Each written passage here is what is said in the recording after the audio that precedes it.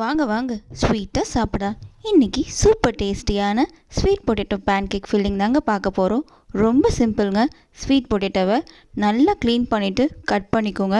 Cut பண்ணதை இட்லி பாத்திரத்தில் 10லேருந்து 15 நிமிஷம் வேகணுங்க. நல்லா வெந்ததுக்கப்புறமா அடுப்பை ஆஃப் பண்ணிவிட்டு கொஞ்சம் நேரம் ஆற விட்ட பிறகு பவுலில் நம்ம சேஞ்ச் பண்ணிக்கலாங்க. இப்போ ஸ்வீட் பொட்டேட்டோவை நம்ம நல்லா ஸ்மாஷ் பண்ணிப்போங்க. அதில் சிறிதளவு உப்பு, 1 டீஸ்பூன் அரிசி மாவு, 3/4 டீஸ்பூன் கார்ன்ஃப்ளவர் மாவு, 1 டீஸ்பூன் நாட்டு சர்க்கரை சேர்த்து நாம் நல்லா மாவை பிசைஞ்சிக்கலாங்க. இப்போது மாவு ரெடிங்க. நாம் நெக்ஸ்ட்டு இதுக்கான ஃபில்லிங்ஸ் தாங்க எப்படி பண்ணுறதுன்னு பார்க்க போகிறோம். அதுக்கு நம்ம வறுத்த பாதாம் தாங்க எடுக்க போகிறோம். நல்லா மிக்சியில் போட்டு ஓட்டி எடுத்துக்கோங்க. நான் ஒரு 3 டீஸ்பூன் கிட்டே எடுத்துக்கிட்டேங்க. அப்புறம் நாட்டு சர்க்கரை பார்த்திங்கன்னா ஒரு 1.5 டீஸ்பூன் கிட்டே எடுத்துக்கிட்டேங்க. அப்புறம் தேன்ங்க, நான் 1 டீஸ்பூன் கிட்டே எடுத்துக்கிட்டேன். நீங்கள் உங்கள் தேவைக்கேற்ப தேனை சேர்த்துக்கலாங்க. அப்போ தாங்க இதோட டேஸ்ட் இன்னமும் நல்லாயிருக்கும். இப்போது நம்ம ஃபில்லிங்ஸும் மாவும் ரெடி ஆயிடுச்சுங்க.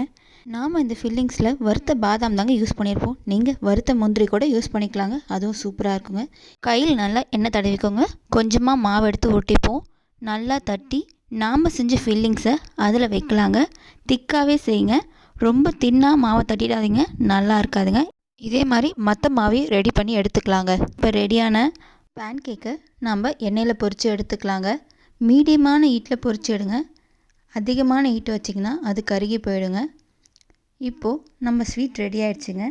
ரெடியான ஸ்வீட்டை கண்டிப்பாக உங்கள் வீட்டில் ஸ்வீட்டாக செஞ்சு சாப்பிட்டாச்சுன்னா கமெண்ட் பண்ணி உங்கள் சந்தோஷத்தை எங்கள் கூட ஷேர் பண்ணுங்கள். நெக்ஸ்ட் வீடியோவில் மீட் பண்ணலாம்.